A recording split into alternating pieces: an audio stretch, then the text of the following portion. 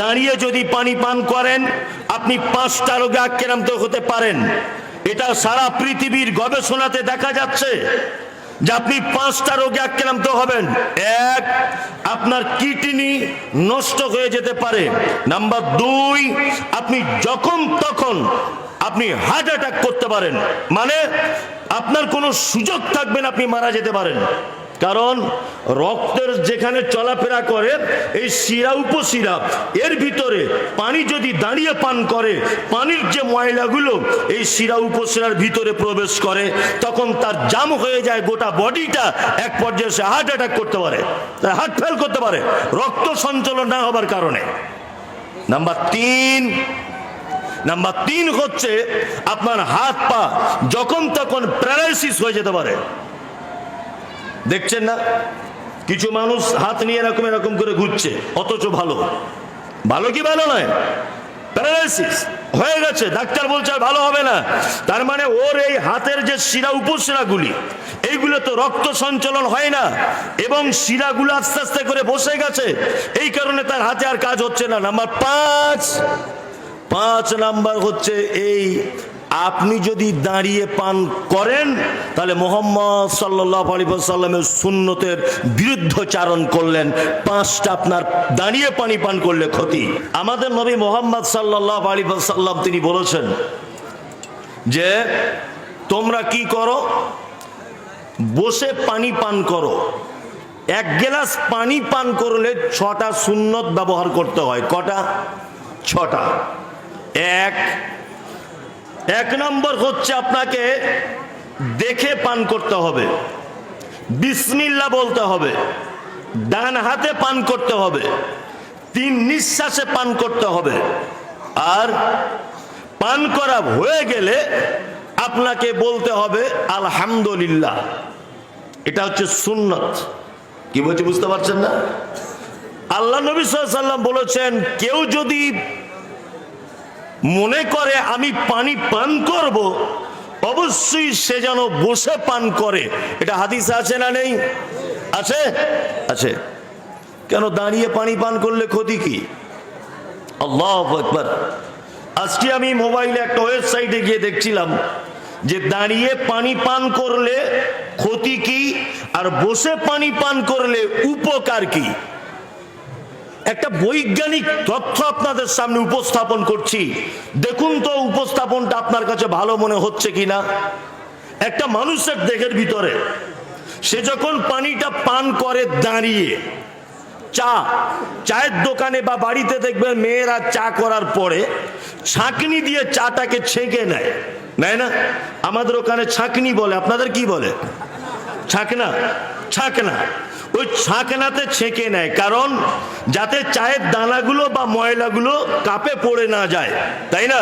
ঠিক তেমন আল্লাহ সুবহানাহু ওয়া তাআলা মানুষের দেহকে সুস্থ রাখার জন্য আমরা যেমন দুনিয়াতে ফিল্টার পানি ব্যবহার করি, বাড়িতে ফিল্টার মেশিন বসাই না, আল্লাহ সুবহানাহু ওয়া তাআলা মানুষকে সুস্থ রাখার জন্য এর ভিতরে একটা ফিল্টার মেশিন বসিয়ে দিয়েছেন। একটা বান্দা যখন দাঁড়িয়ে পান করে, মেশিনটা এমন সিস্টেমে বসানো হয়েছে, ডাক্তার বাবুরা বলছেন যে ও দাঁড়িয়ে পান করলে মেশিনটা বন্ধ থাকে এরকম।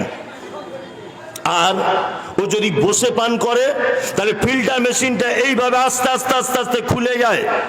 আর ও যখন পানিটা পান করে পাকস্থলীতে যাবার আগে পানি সর্বপ্রথম ফিল্টারে পৌঁছায়, ফিল্টারে পানিটা শোধন করে এবং তার ভিতরে কোনো আবর্জনা আছে কিনা ওইটাকে ভালো করে ছেঁকে নিয়ে তবে তার পাকস্থলীতে হিট করা হয়। আর একটা মানুষ যদি দাঁড়িয়ে যদি পানি পান করে তাহলে বলছে ফিল্টার বন্ধ থাকবে, পানিটা পরিষ্কার হবে না, ডাইরেক্ট গিয়ে তার পাকস্থলীতে হিট করবে। আর ময়লা আবর্জনাগুলো কি করবে না, রক্ত যে শিরা উপশিরাতে মানে চলছে, এই শিরা উপশিরাগুলো ভিতরে ওই ময়লাগুলো ঢুকে যাবে। আর এখানে যদি ঢুকতে চান্স না পায় তাহলে তার কিডনিতে একটা স্পট পড়ে যাবে তাতে। আচ্ছা বলুন, হযরত মুহাম্মদ সাল্লাল্লাহু আলাইহি ওয়াসাল্লাম আজ থেকে ১৫০০ বছর পৃথিবীর আগে এসেছেন, ১৫০০ বছর আগে তিনি এসেছেন, তিনি যে বলেছেন বসে পানি পান করতে হবে, আজ ২০২৩ 2023 সালের বিজ্ঞানীরা এই তথ্য গবেষণা করে আপনাদের সামনে আমাদের সামনে পেশ করছে যে মুহাম্মদ সাল্লাল্লাহু আলাইহি ওয়াসাল্লাম যা বলেছেন সম্পূর্ণটাই সঠিক এবং ঠিক। আল্লাহু আকবার। নাম্বার 2, আল্লাহ নবী সাল্লাল্লাহু আলাইহি ওয়াসাল্লাম বলেছেন গাঁটের নিচে কাপড় ব্যবহার করা যাবে কি না। এই গাঁটের নিচে কাপড়, এই যে প্যান্ট, শার্ট, আপনার প্যান্ট, পায়জামা বা আপনার লেগিংস, যা কিছু বলেন, মেয়েদের আলাদা, ছেলেদের আলাদা, যদি কেউ ইচ্ছাকৃত অহংকারের ছলে যদি সে গাঁটের নিচে কাপড় ঝুলিয়ে পড়ে, তাহলে এই পা কোথায় যাবে? কোথায় বলুন? জাহান্নাম। আচ্ছা, একটা লোক সুদ খায়, এগুলো কোনোদিন ভেবেছেন? আমি বেশি হাদিস কোরআন জানি না, বলতেও পারবো না। যারা আমাকে নিয়ে এসেছেন জানেন আমি কেমন বক্তব্য রাখি। যারা সুদ খায়, যারা ব্যভিচার করে, যারা অপরকে হত্যা করে, যারা অপরের সম্পদকে লুণ্ঠন করে, আচ্ছা বলুন তো এরা বড় পাপী না গাঁটের নিচে যে কাপড় ব্যবহার করেছে? হযরত মুহাম্মদ সাল্লাল্লাহু আলাইহি ওয়াসাল্লাম এই লোকটার ব্যাপারে যত কঠিন কথা বলেছেন, অন্যান্য লোকের ব্যাপারে, সাধারণ কোন পাপের ব্যাপারে এত বড় কথা বলেছেন না।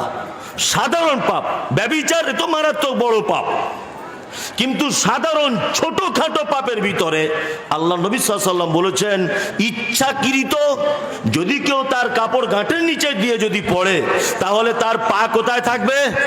জাহান্নাম। এত বড় কথা কেন বললেন?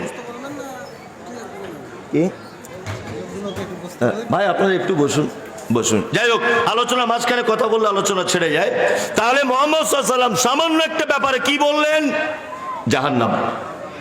চলুন, আল্লাহু আকবার। এগুলো যখন পড়ি, মানে আসলে পড়াশোনা না করলে তো কিছু পাওয়া যায় না। আজকেই পড়ছিলাম, পড়তে পড়তে এই তথ্যগুলো সব বার করেছি যে একটা পুরুষ মানুষের যৌবনের যে একটা হরমোন, এই হরমোনটা থাকে এই আপনার এইখানে, এই জায়গাটায়। আমার দিকে তাকান, এই যে এই গাঁঠে, এই জায়গাটা পায়ের এই জায়গাটা এক রকমের একটা হরমোন থাকে। বিজ্ঞান বলছে যে কোন মানুষ যদি দীর্ঘদিন যাবত এই জায়গাটাকে যদি ঢেকে রাখে, তাহলে তার সেক্স পাওয়ার কমে যাবে। আর ওই জন্য চিকিৎসা বিজ্ঞানীরা বলছেন যে ওই গাঁটের নিচের ওই হাড়টাতে যে হরমোনটা তৈরি হয়, প্রতিনিয়ত মিনিমাম তাকে 6 ঘন্টা থেকে 6 ঘন্টা 20 মিনিট পর্যন্ত তাকে পৃথিবীর বিভিন্ন রকমের হাওয়া তাকে লাগাতে হবে।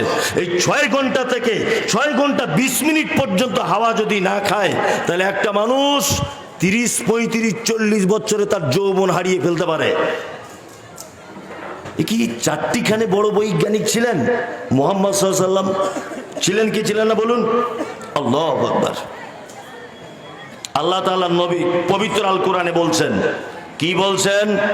আল্লাহ তাআলা বলছেন ফানকিহু মা তাবা লাকুম মিনান নিসা মাসনা ওয়া সুলাসা ওয়া রুবা ফাইন খিফতুম আল্লা তাদিলু ফাওয়াহিদাতান।